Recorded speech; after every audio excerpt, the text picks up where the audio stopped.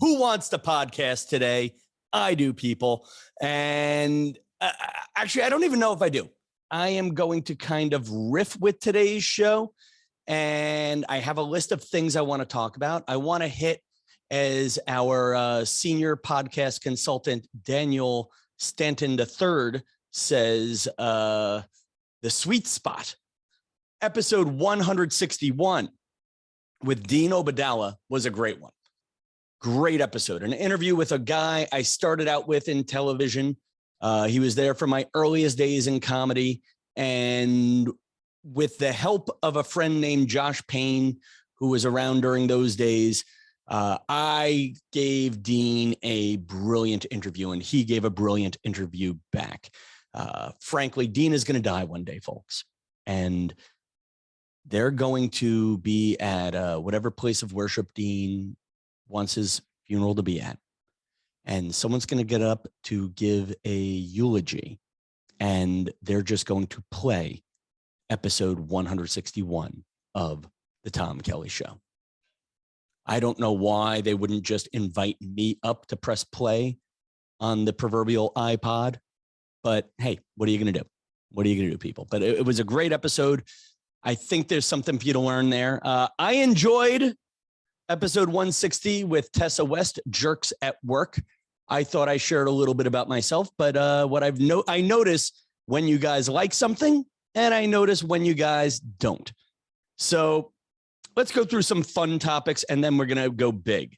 The theme of the show will be, what's your price to get out? I had a good title. It was a good title. What's your number to eliminate fear? I'm got to come up with a sexier episode title for this, because I've noticed when I come up with a sexy episode title, more people listen. What's your number to eliminate fear? Probably not a sexy title, but that's one of our themes. But right now, let's do a fun topic. Venmo. I feel like half of you are on Venmo, and another half of you are like, I'd rather just pay by check.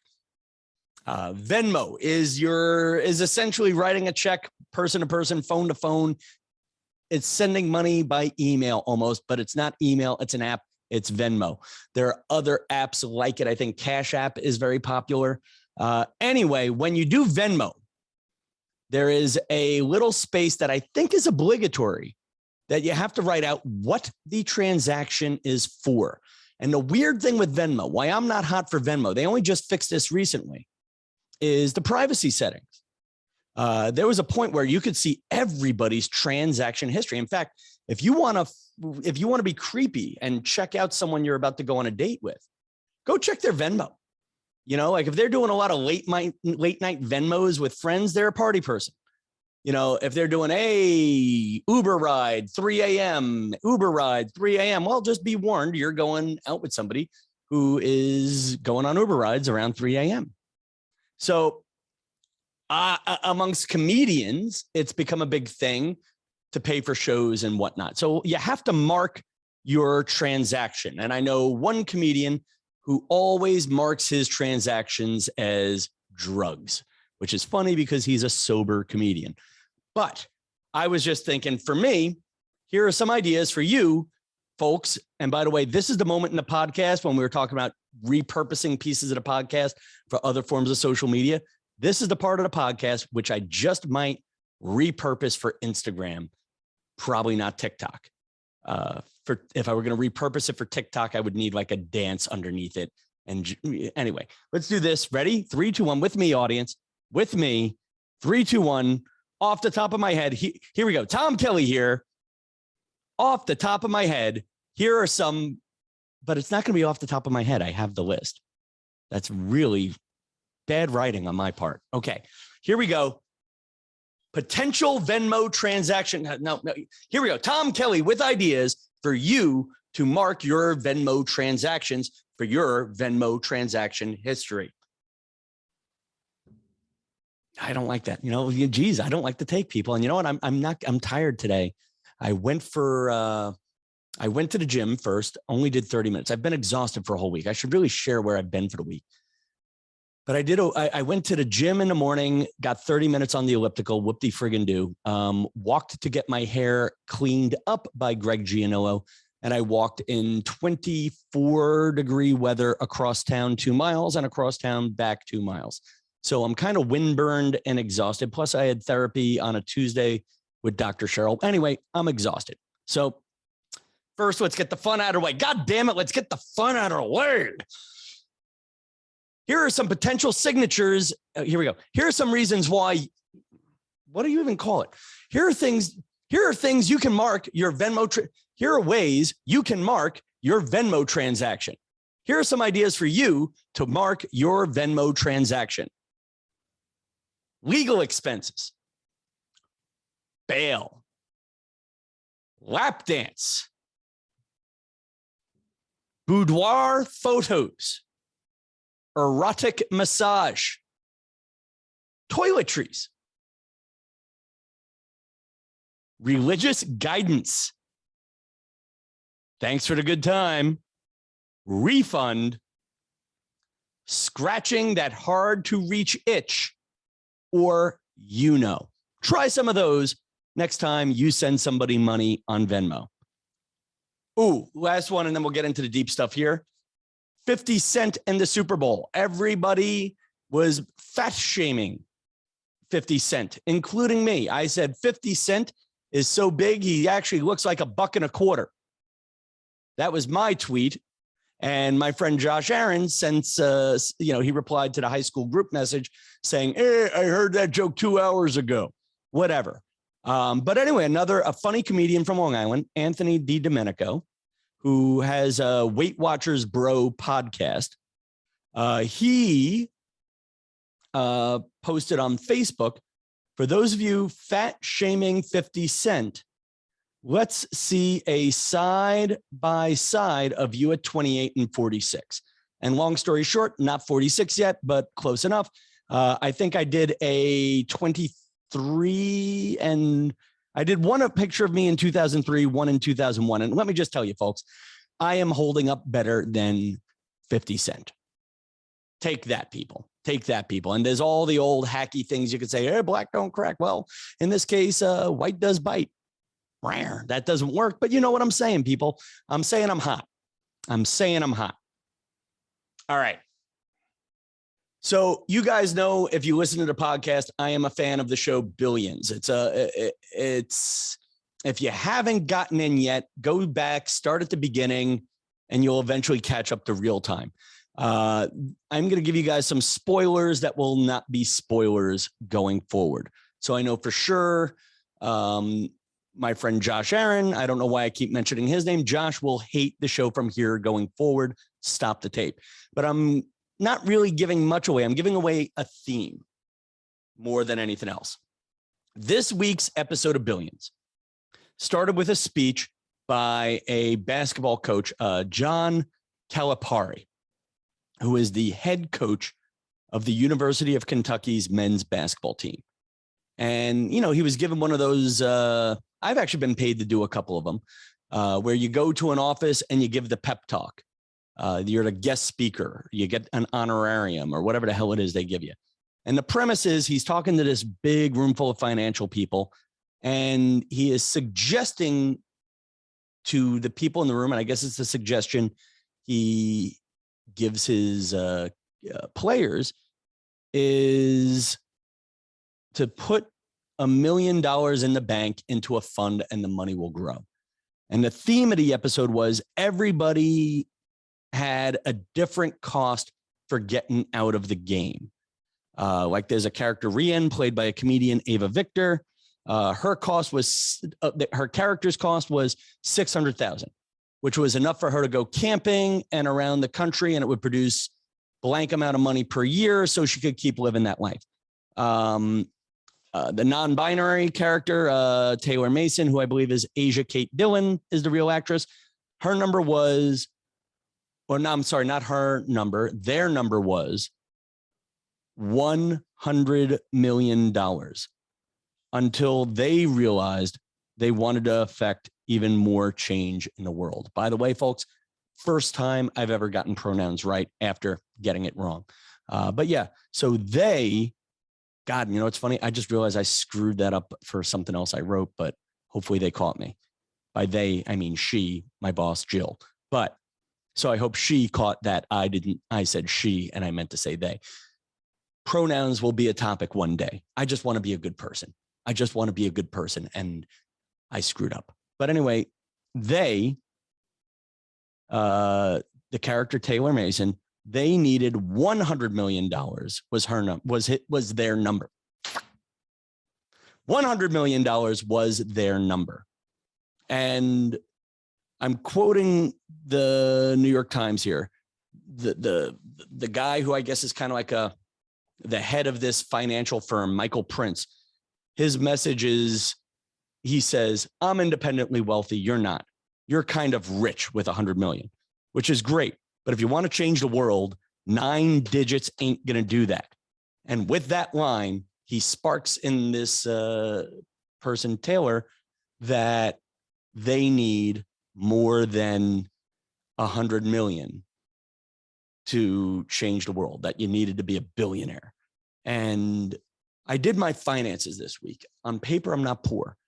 In fact, I would even say 25, 35-year-old me is impressed with where I'm at. But yet it's not enough. You know, like, how much money do you need to not be afraid of money? And we've said this on the podcast once or twice before. $1 million buys you a crappy apartment, a decent apartment in New York City. But it doesn't like buy you a great one. The great one. And what's a great one? A good with 2 bedrooms, you know, like, yeah, a decent apartment is $1 million in New York City. You know, and it's funny. My father made fun of one of his friends' apartments and said, well, I think it's kind of dark, was my dad's line. I'm like, Dad, that dark 1-bedroom apartment you're making fun of is worth more than your house. You know? And then the one thing they talked about is your burn rate on spending money. And over the last couple of years, you know, my grandmother got sick my grandmother got old, and her healthcare cost, I think, $175,000 a year at the end. I have a family friend who was more wealthy and a better financial planner than my grandmother. He was suffering from Parkinson's, and I was told his healthcare cost like $200,000 a year. And if you think about it, it's not even huge care. That's like one person in your house helping your loved ones wipe up the poop and carrying stuff and helping you get it down to bed and changing stuff. You know, and I guess that's the thing is for I didn't have that bad a year last year. You know, like, and you talk about getting into your positive mindset. Listen, thanks to the Tamron Hall show and a couple of other little things, I was only slightly cash negative last year, and that's because I bought the Jeep. I have expenses that I will need to semi-control sooner or later, you know, or maybe I don't know, but I just know there's like, that's the thing is there's no such thing as, you know, like, where is the off switch, people? I guess if I were asking you a question, you know, like for me in work, what's going to make me happy? Is it, is it having a show? Well, this is a show. I have it. I have blank 100 listeners, and I would say 20 of them are very interactive. I have a show. What do I need? Do I need 1,000 fans? Do I need 2,000 fans? Do I need 20,000 fans to suddenly be happy? Like, where's the switch? And I would argue being a little bit unhappy keeps people moving forward. Like my friend Mark wrote me a beautiful note about, you know, and we read it 3 episodes ago about how he's content. Well, he's not content, or he's content in certain areas of his life. Mark goes on these beautiful bike rides. Well, you have to be a little bit discontent to go on a new route. You know, it's just, what things are you not contented about? You know, and that's the ramble. And I think we're about done. If I get, you know, when, and I will hit $2 million in my lifetime. I'm going to rebound, people. You are a part of it. I'm bringing you into my success. Is $2 million enough? Maybe not, especially with inflation. You know, I've said this, you know, what's the number? Like, that's it. You know what? I'm going to have to friggin' edit the show now. Great. You know, but you get what I'm saying. Where is the off switch? Where does it end? We've done enough time today. We've done enough. So I might do more shows this week. Then again, I might not. I'm always interested in what you guys think. Things got quiet for the last two shows with the guests. But if you want to write me a note, TomKellyShow@me.com. You can find me across the board. I'd love to know. If you like a show, tell me. And if you don't, you can tell me that too. I enjoy your thoughts, people. And I love it when you share. And as we wind down, Magic Mirror time. Brian Kist, Dan Stanton, Marianne Stell Magic for being the first one to catch that I did a bad edit on the Dino Badella show and left in a lot of junk at the end of the taping. Magic Mirror time. Diane Macedo, thanks for the last couple of nice notes. Magic Mirror time to Kathy, Claudia, Judy, Meredith, and Brian, and Franklin. Haven't said a hi to Franklin in a while. And Melissa, Lily, and Andrew. And most importantly, gang, I see you. I'll be back again with, I haven't even told you about the Rachel Ray show. Okay, I guess it's the end of the show if you're still listening. Okay, if you're still listening after this mess of a show, I'll tell you one nice story about being where you're supposed to be and learning how to shut up and be happy. So I subbed in for my friend Joey at Rachel Ray last week. He's healthy, he's fine, life is great, and he'll be doing live studio tapings with her. They're only doing 1 month of taping for this half of the year. And Joey was had a few appointments and was nice enough to ask me to sub in for him. And listen, long story short, was working at Tamron Hall last year virtually, and it ended abruptly and on short notice. And one day I'll tell the story. But I'm a professional and I'm a man looking for work, and I really don't want to harbor ill feelings for anything. And if you take that moment and decide I need to choose to be happy, the one thing I learned from working with Rachel Ray, who, by the way, is a delightful person, and everybody there was just so nice to me, Joey and Danny and Katie and Kevin and Andrew and Rachel Ray herself and a bunch of other great people, Jimmy, the camera guy, Ed, the camera guy, great people. And I loved being at a morning show again. Like, I just remembered a lot of my old jokes sort of started coming back to me, and not even the funny ones, but the things you would say, like someone say I'm from Dallas and I go, the stars at night are big and bright. And then the crowd would go deep in the heart of Texas. You know, it felt good to slowly get back into the saddle. And by the end of the week, I felt good. But I'm telling you, performing in a mask, it was exhausting. And I was on the sofa over there, a broken man. So what did I get out of it? It was great to work. And it was also great to remind myself that maybe I wouldn't have been happy working every day at a place where I had to wear a mask. So maybe whatever show I just mentioned, Cameron, did me a favor by abruptly not renewing me. And I've had a chance to do some crazy, wacky things. So I'm where I'm supposed to be. So what did I get out of last week? It was an exhausting week of work, a great week of work with good people. I learned that shacket is half shirt, half jacket. I am wearing a shacket right now. And yeah, so I don't know what my number is, but I do know I'm where I'm supposed to be. Oh my gosh. So this show is going to be so messed up with the order of how I do things. But you know what I do know for sure? I do end the show by saying, good night, New York.